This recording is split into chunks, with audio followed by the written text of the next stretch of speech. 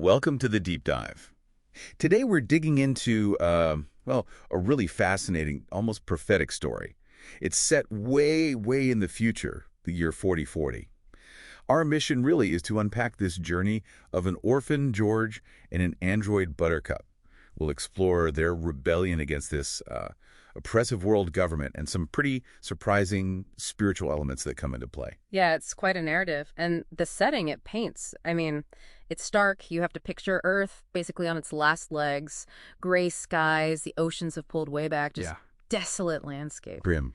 Very grim. And it's not just scenery, right? It feels like a warning. Makes you think about where things could go if, environmental issues and power aren't checked. That's a heavy image. And right in the middle of this, we find George. He's got the scars from the dying planet shore, but also from a fire that took his family. And he's stuck in what they call a mental ward. It's a mental institution, essentially, but specifically for people who still have faith or independent thoughts. Which tells you a lot about that society, doesn't it? It really does. But then the twist, his savior, is Buttercup, an android. Right.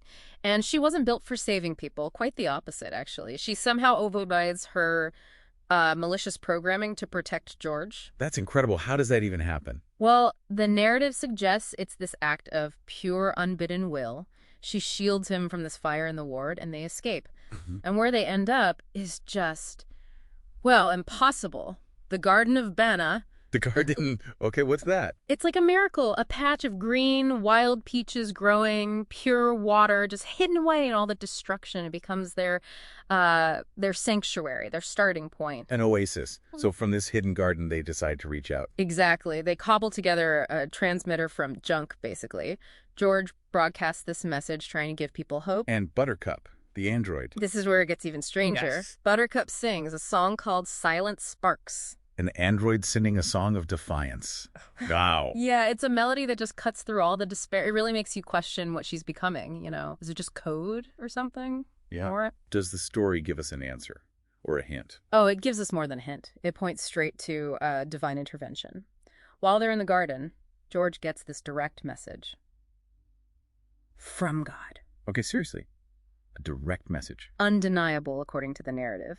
And the reveals are huge. First, the leader, this Bobby Quinn figure, he's identified as the Antichrist. The actual Antichrist, not just a bad guy. The prophesied one. And second, maybe even more mind-bending, Buttercup, the android. God prophesies that she will one day be made human. Wait, the android will become human. Made human by God. That's the revelation. It just throws everything you think about AI and creation and redemption right out the window in this story. Okay, my mind is slightly blown here. An android becoming human. Yeah. So what happens next with this knowledge with Quinn identified? Well, their resistance kicks into high gear, and they get help. God apparently blinds Bobby Quinn's massive drone surveillance network. And Quinn must have loved that. Not exactly. He retaliates hard. He uses these fake peace treaties to stir up conflict, what the story calls the Red Horse of War, and then engineers food shortages, the Black Horse of Famine. The Four Horsemen. Directly invoked. Yeah. It's biblical level stuff. Quinn's basically trying to break society completely, make everyone dependent on him. Under the guise of peace and order, I bet. Pretty much. Propaganda, control, the usual playbook, just amplified. But then things go cosmic. The sixth seal breaks. Again, straight out of prophecy. What does that mean in this story? It means chaos. A massive earthquake shakes the whole planet. The sun goes dark, like pitch black. The moon turns blood red. Whoa. Stars are described as falling from the sky. Mountains move, islands just vanish. It's terrifying, undeniable, divine power on display. An end-time scenario unfolding. So this isn't just a political fight anymore. It's cosmic, apocalyptic. Exactly. The battle lines are drawn between this oppressive regime, yes, but also these ancient, powerful spiritual forces. It really makes you think. What does a story like this suggest for us, looking at our own world? I mean, finding hope when everything seems to be shaking apart, and pinning hope on an android prophesied to become human.